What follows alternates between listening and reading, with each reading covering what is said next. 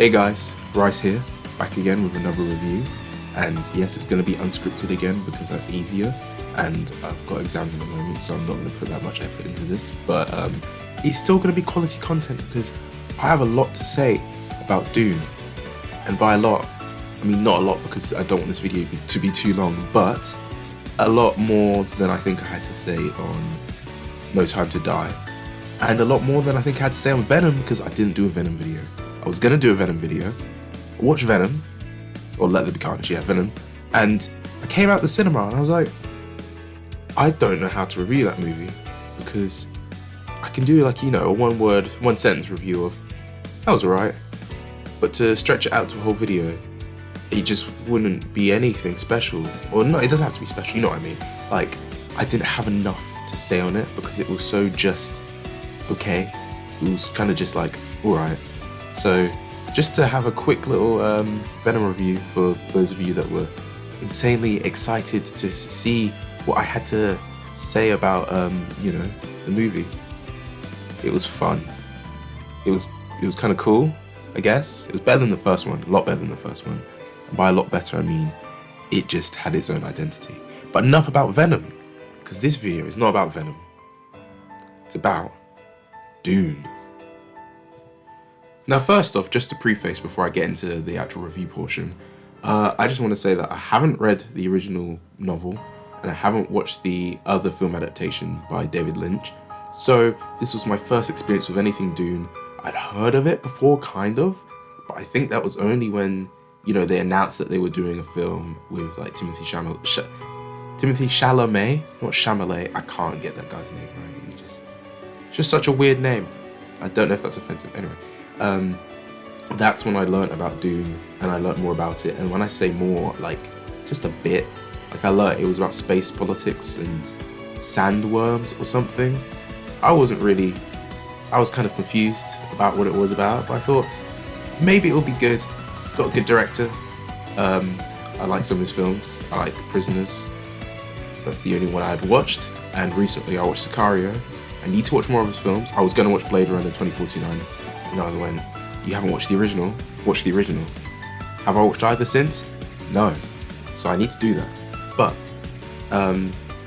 yeah, Denis, I think that's how you say his name, Denis' other films that I have seen are really good. So that got me excited to watch Dune. And then I watched it.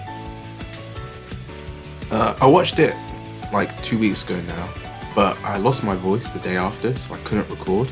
So that's why it's kind of late, and if you follow me on Instagram, you'll see that I rated it on Letterboxd reading. I watched it, and then I was telling people, yep, review's coming, because people actually ask when I'm going to review stuff, and that makes me happy. Well, sometimes they ask, you know. They're like, when's the next video? I was like, soon. I can't talk at the moment. But finally, I can talk about Dune, and I'm very excited to talk about this film, because it was actually amazing. It's probably top 5 releases of this year for me, and that's as someone, like I said, who's going in blind to this world. It's not as inaccessible as people make it out to be, and I feel like there's a problem with that because people are saying, I saw reviews saying like, if you haven't read the books or if you have no knowledge, this is really hard to get into, hard to understand. And the whole film I was thinking, am I just super smart or something? No, I'm joking. It felt like, yes, it was somewhat like confusing in some points, but I understood the full like extent of the, like, you know, basic outline of the plot and then deeper elements as well.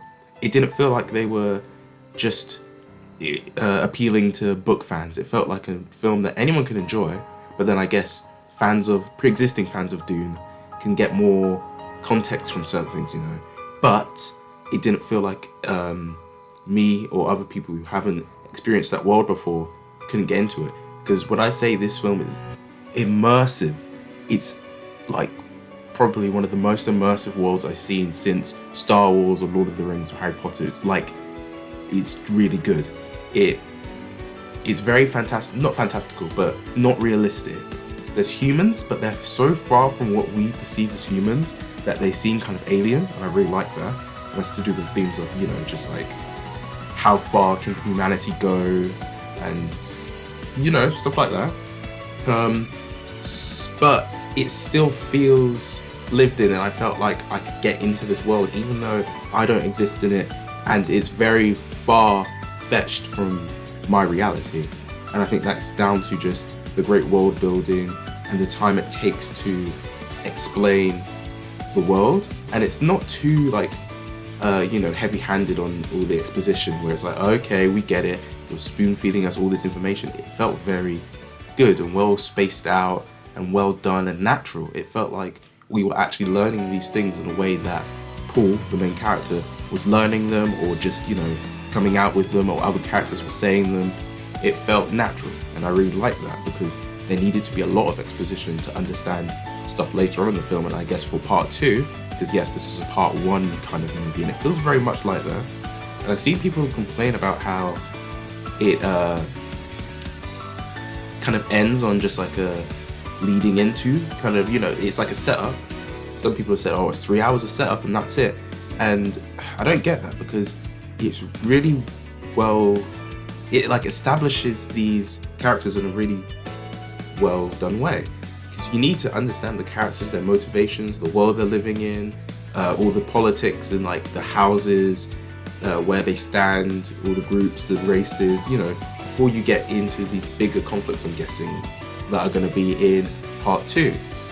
And I think it did that well. It establishes everything in a really good way that I'm really excited for part 2, because it feels like it can go from anywhere from here. Like, I've got the setup, I understand the world now.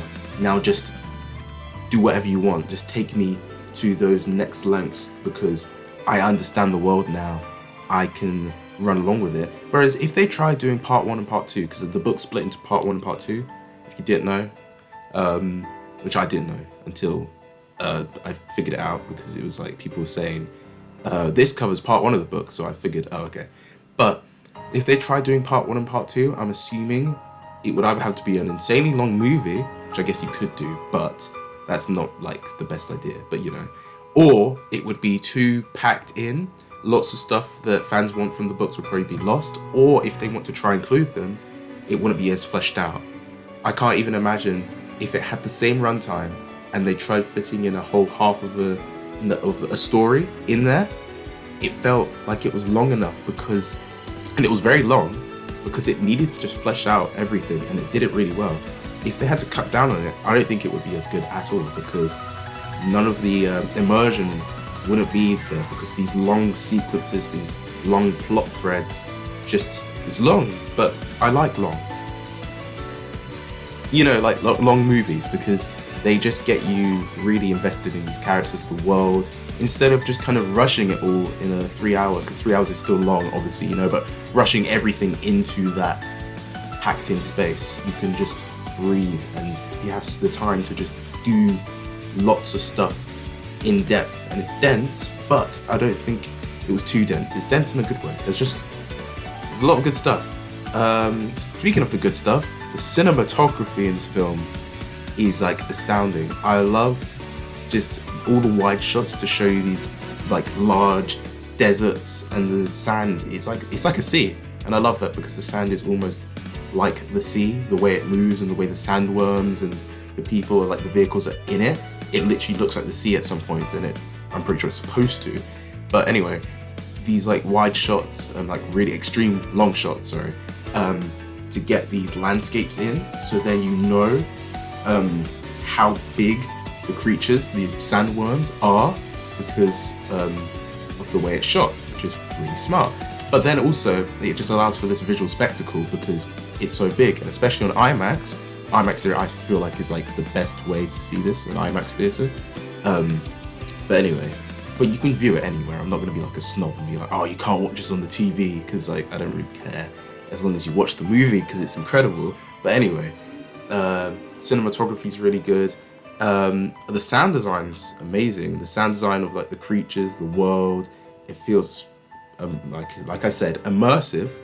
But then also to do with sound, the score, it's actually insane. It's probably one of my favorite scores of recent years. I'm not going to say of all time, because I need to probably watch the movie again just to experience it again, but it was like really good. Hans Zimmer is just, he's one of the goats of film composition, just not even just recent years, of just all the movies I've watched with his composition is probably like best of all time. And I know I need to watch more older movies to really get like a full sense of all time, but from what I've seen, he's definitely up there for sure. So that's really good. And then all the acting is really great. It's like a really good cast. You know, Timothée Chalamet, Zendaya, even though she's not in it for that long, she's good at what she does because she's a good actress. So she's good in the scenes, even though she's not really like doing like much acting. She plays the role of like this mysterious dream girl really well, if that makes sense. Rebecca Ferguson was good. Oscar Isaac was really good. Even though Josh Brolin and Jason Momoa weren't in it like a lot, they were in it. They were kind of like side characters. I really liked when they were in it. They were good. Sharon Duncan Brewster, I really liked her character. I feel like she's probably like an underrated character. I feel. I don't know why. I just liked every scene she was in. She was like good. She was a good character.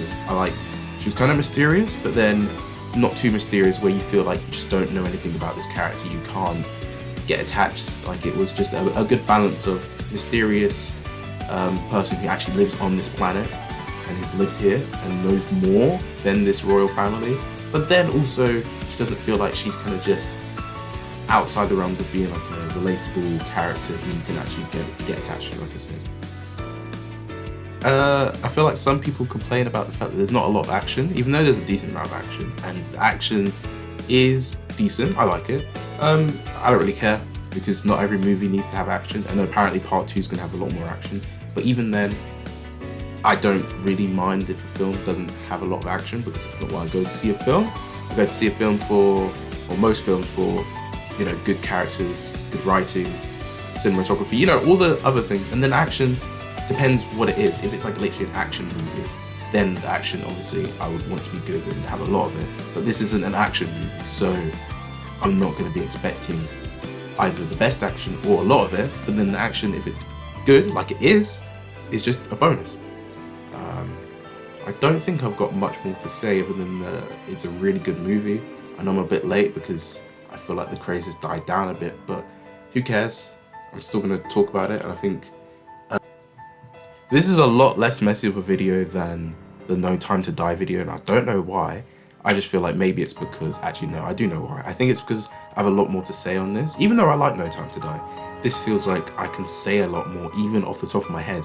Because sometimes I worry, when it's unscripted, will I be able to say much? But this film was just so good that even with no script and nearly 2 weeks after with no notes, I'm not even looking at notes, which I really should make when I'm in the cinema. I just know it's a good movie, and I can remember it's a good movie, and I cannot wait for part 2. I know part 2 is going to be probably just as good, maybe even better, who knows, because I don't really know enough about the story. But if the way the trajectory is going, it should just be better. It should just be a better movie because it's more exciting. There's more going on. Everything was here with a good setup. I can imagine this is just going to take it to the next level, and I'm really excited. So with that, Dune, I would say, is a 4.5 stars out of 5. The reason it's not a 5 stars is because I realize sometimes when I review stuff and it's good, I don't give any negatives. I just feel like lacking of... There could have been a bit more spectacle, but I respect that that's not the point, obviously. I've said that's not the point. And I feel like sometimes the dialogue was a bit whispery. Like I feel like they could have just spoken up a bit more. Also, some of the characters were a bit underdeveloped. I feel like their motives could have been shown a bit more. The villains, like the antagonists, were cool, but I feel like Dave Bautista's character was just kind of there. And David Dastmalchian, he was in it and he was good, but maybe in part 2 they'll do more, and I hope they'll do more because they're good actors and I like them in a lot of stuff, but they're kind of just there. So I feel like just more character growth could have been there. That being said, it was a 3-hour movie all about characters. So the main characters like Paul, Lady Jessica, Atreides, they got lots done and like to the characters. So I'm not going to complain too much, otherwise I feel like I'm being a bit ungrateful and like I'm asking for a 5-hour movie. But you know, it could have just been like that, you know, a bit more, especially if characters, I'm not going to say who, but if characters are going to die, give them a bit more to work with other than just, I'm your friend, that's my character trait, and then I'm done. But Everyone's friends, so that's not a spoiler. But you know. Anyway, next review should be Eternals, which on their recording I should be watching in like a week. So next weekend should be the video. And then after that, I think it's Spider-Man, and that's gonna be a good one. That's gonna be a big one. Maybe I'll do a review on Hawkeye. I probably should. But then again, that's after Spider-Man anyway. So yeah. So Spider-Man, maybe then Hawkeye. End of year video. I'm gonna try put a big video together. So it's not gonna be just reviews. But until then, bye.